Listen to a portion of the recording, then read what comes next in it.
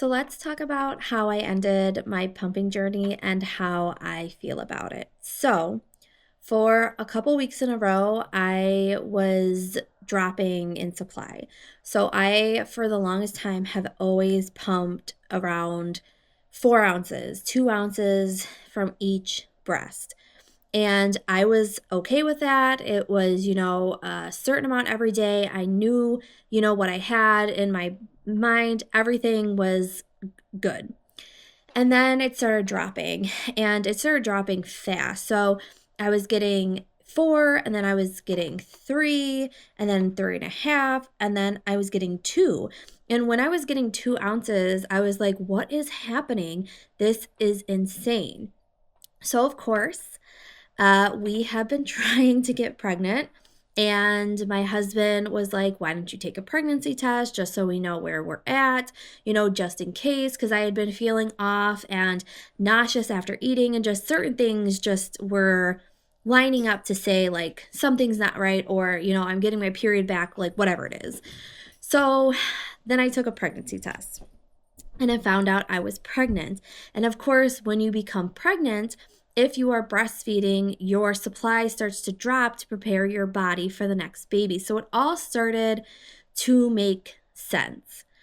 And I was like, okay, I understand why I was not getting enough. I understand now what's happening. And then I had to make the decision to either continue pumping or end my pumping journey. And we have always given our daughter formula. She likes it, has no problem with it since the beginning. I have always been an undersupplier, so I've always only pumped enough milk for like half the day or a certain amount time of the day, and then anything extra was always formula. So I'm like, she's going to be fine if we have to switch over to formula, because she gets formula for the overnights as well, so she's okay with it. But to make that decision, it was very hard, and it was very emotional for me, because I'm like, this journey is over. Like, this is it. I'm not going to be pumping milk for anymore. She's not going to be drinking it anymore. And I was like, at first I was like, I'm okay with it. This is what it is. And I actually decided to wean myself down because I had gotten COVID.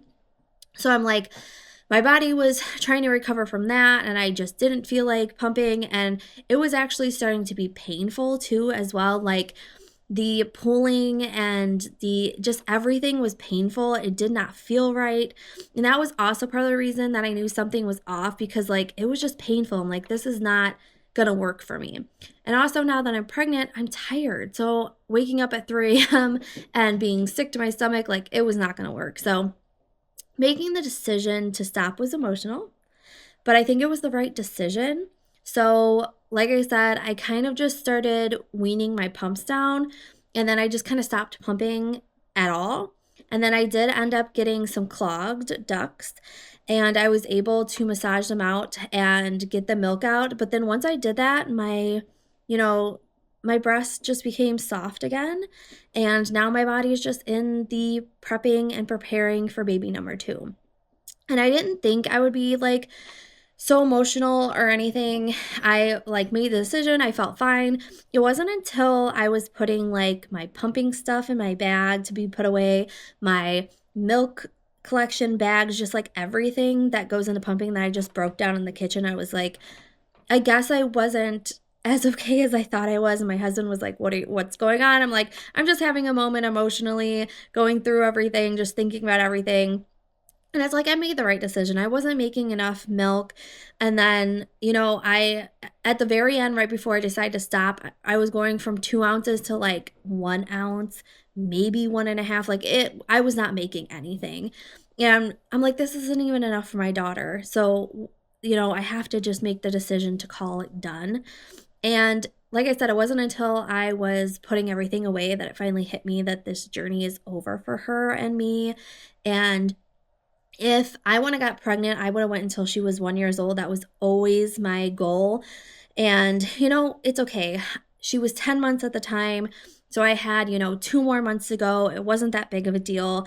She'll just have formula for like the next 2 months or a little bit afterwards, because of course when they turn 1 year old, then you start weaning them off of that and they could have regular milk and they start eating more. But it was definitely that putting away my stuff that just made me start crying. And then the last time I took out the last bag of her breast milk too, I actually recorded a video that I will share with you guys. And I cried after I made the video and after I defrosted it, because I'm like, this is it. Like, this is officially it. This is the rest of my frozen stuff. This journey is officially over. She's no longer getting any more breast milk. So the decision, I feel like, I just kind of had to make that. Again, I would have gone until she was 1 year old if I didn't get pregnant. But because I got pregnant and because I was only producing around an ounce and a half, sometimes two, it just wasn't enough.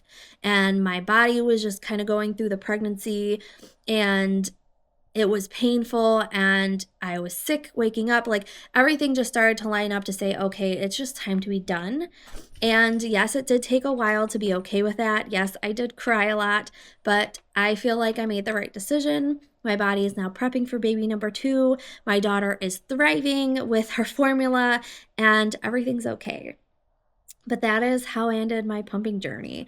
And it's sad, but I know that, again, I made the right decision and everything's okay.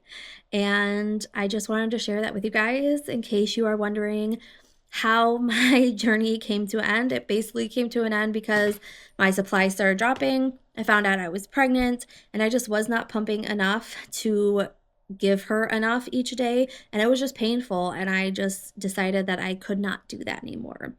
So I quit pumping. And now I am 2 months pregnant, prepping for the next baby, and I cannot wait for my breastfeeding journey with them and to see, how that goes. I'm hoping to breastfeed for longer and then pump near, the end, but we will see how it goes. And I will do the pumping all over again if I have to.